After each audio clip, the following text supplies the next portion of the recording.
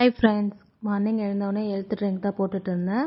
ஒரு 15 days gap ஆயிடுச்சு. சரி திருப்பி கண்டினியூவாக குடிக்கணும் அப்படின்னு சொல்லிட்டு போட்டுட்டு இருக்கேன்.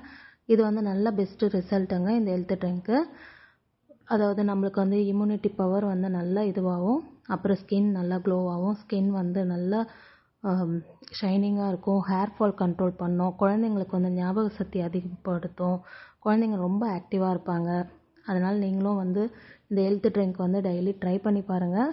இந்த ஹெல்த் ட்ரிங்க் பற்றி உங்களுக்கு டிடி ஸ்பைசி சமையலில் இருக்குது பாருங்கள். அதுக்கப்புறம் நான் அந்த ஹெல்த் ட்ரிங்க்லாம் போட்டு அவங்கள டியூஷனுக்கு அனுப்பிச்சிட்டு மாவு பிசைஞ்சிட்டு ஒரு சைடு உருளைக்கிழங்கு மசாலாலாம் பண்ணிட்டு இருந்தேன். இந்த உருளைக்கிழங்கு மசாலும் நம்ம டிடி ஸ்பைசி சமையலில் இருக்குது பாருங்கள்.